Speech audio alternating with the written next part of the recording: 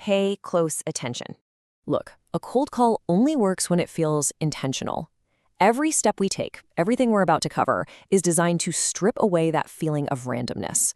The moment a prospect feels like you've picked them out for a specific reason, their guard starts to come down. This research process is what builds that intentionality right from the very start. We're going to cover 6 parts. First, the why behind the research. Then, the step-by-step process you'll follow. Third, how to find the decision-maker's name. Fourth, how to use all this information naturally without sounding like a robot. Fifth, connecting it directly to your script. And finally, the standards you will be held to. So, let's start with the foundation. Understanding why we do this isn't just for context, it's so you understand the very real consequences of skipping this step. Let's be crystal clear about the purpose here. We do this research to avoid wasting time, not just ours, but the prospects too. We do it to avoid the absolute embarrassment of pitching a solution to someone who doesn't need it. And, most importantly, we do it to make sure every single call is intentional. What we're not doing is trying to sound smart or impress them with facts. This is about strategy, not your ego. Think about it. If you call a business and suggest they need a website when they already have a great one, the call is over. It's done. You just destroyed your credibility, and you've damaged our brand. It makes our entire operation look amateurish, period.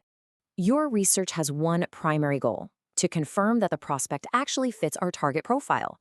So we're looking for businesses with no real website, or maybe their online presence is just scattered. You know, a Facebook page here, an Instagram there, but no central hub to tie it all together. And remember, a booking app or a link tree is not a website. Your job is to verify this. Every single caller is personally responsible for confirming this profile before dialing.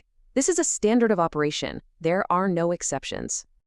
Now for the process itself. This is the standard operating procedure. You will follow this for every single lead. This entire process should take you between 5 and 8 minutes. That's it. This is not some deep, endless investigation. It is a focused, efficient check to qualify the lead. Be thorough, but be efficient. Okay, step 1, a simple Google search. Business name plus the city. You're looking for a real website. Step 2, open their Google Maps listing. Check that website button. And while you're there, quickly scan the reviews for any replies that are signed with a person's name. Step 3, check Instagram. Look at the link in their bio. Take note of how often they post. What you're looking for is a business that has good activity, good engagement, but no central home for any of their links. Step 4, jump over to their Facebook page. Look in the About section for a website link. Also, check the page transparency section. Sometimes you can find an admin's name there. And finally, step 5, one last Google search. This time, type the business name plus the word website. This is your final confirmation. If no strong, functional site shows up, you've got yourself a qualified lead. All right, your next objective is to find the decision-maker's name if possible. This one little detail can change the entire dynamic of the call you're about to make. So where do you look? Well, you've actually already done most of the work. It's often right there in the replies to Google reviews, in Instagram bios, or in the comments on their Facebook page. The page transparency and About sections are also great places to check.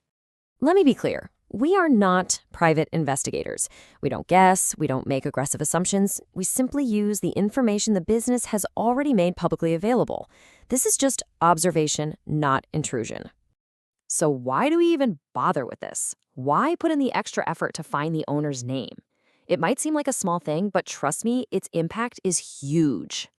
It's because asking for the owner sounds exactly like every other cold call they get that day.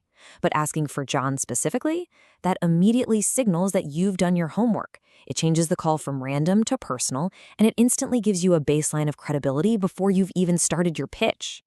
Now, let's talk application. How do you actually use this research on a call without sounding scripted or worse, creepy? Okay, so you find a business with strong social media but no website. You can say something just like this. It's purely observational, it shows you recognize their effort, and it identifies the exact problem we're here to solve. That line, "Your links don't really have a home yet," is a really clean, non-aggressive way to frame the issue. Now, for a prospect with basically no online presence at all, just be direct. Be honest. There's no reason to soften it.